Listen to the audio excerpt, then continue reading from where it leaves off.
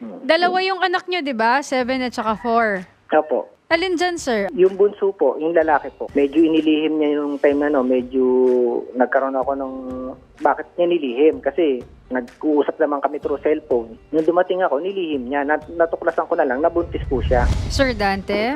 Hello po, good afternoon po. Good afternoon, Sir Dante, si Attorney Sam Ferrerito.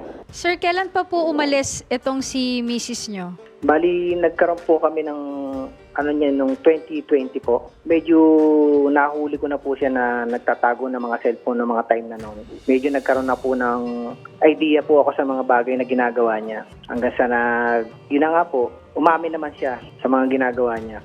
Tatago po ng cellphone about doon sa kanyang lalaki po.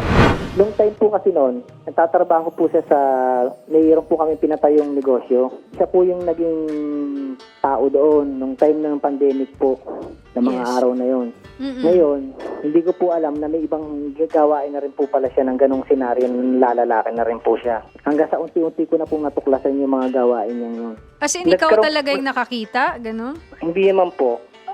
Sa self-confirmed evidence na mga nakalap ko po, nag-usap po kami ng tatay niya, nag-blatter po ako. Ngayon, pinatawag po ako ng isang konsehal dito sa aming barangay at gusto daw po akong kausapin nung magulang, nung lalaki po. Magulang ng lalaki? You mean Opo. yung kabit ng asawa mo? Opo, mag-usap po kami sa isang lugar. Umami naman po yung magulang niya na nagkaroon ng relasyon ng asawa ko at yung lalaki. Okay. Ngayon, nagtago po yung si lalaki nung time na noon. At yung misis ko po, hindi na po umuwi. Mula nung umalis po yun kasi hindi ko nga po alam kung nasa negosyo pa or saan bagay pa siya nagpunta. Basta kinatawagan po namin siya ng kapatid ko. Hindi na po siya makontak kahit anong. Kaya nag-file po ako ng blatter sa barangay na missing person. Kailan pa po nawawala si Mrs.? Nung nag-blatter po ako, nag-file po ako sa barangay nung 2020, November po ng 2020. Ngayon, nag-file po ako ng missing person nung hindi pa rin po lumabas, nag-file po ako ng missing person sa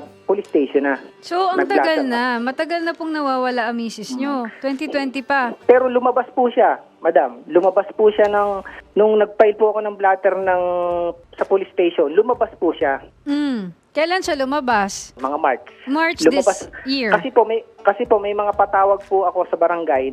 Nag-file na po ako ng blatter sa kanila nung lalaki niya. Ngayon nagkaroon kami ng usapin sa lupon, hindi po naatin sila. Hindi po lumalabas si babae. Ang umaatin lang po yung lalaki, minsan wala. Ano po bang gusto ninyong mangyari, sir, if ever? Magkaroon kami ng DNA test about sa ganung senaryo. Dalawa yung anak nyo, di ba? 7 at saka 4. Opo. Alin dyan, sir? Yung bunso po, yung lalaki po. Kasi nung way back, may trabaho po kasi ako sa Bataan yan nung time na noon. Hindi ko po alam na buntis siya ng pag-uwi ko. Medyo inilihim niya yung time na medyo nagkaroon ako ng bakit niya nilihim. Kasi nag-uusap naman kami through cellphone. Nung dumating ako, nilihim niya. Natuklasan ko na lang, nabuntis po siya. Okay, sige. Mm-hmm. At anong sabi nung misis mo nung nagdududa ka? Sabi niya, akin daw po. Nagtataka ako, ba't nilihim niya? Sabi ko, bakit mo nililihim?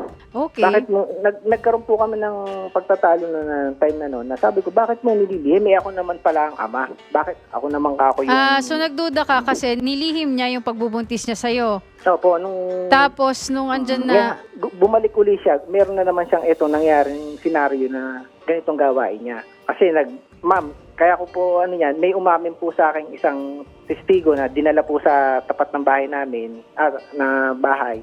Yung babae po ay pinagbantaan niya na may blatter po nagbantas yung asawa ko. Oras na magsumbong po sa akin. May blatter po doon sa barangay. Diretso lang, sir. Sige po. Ano yung sinabi? Na ipapapatay daw po pag nagsumbong sa akin yung babae.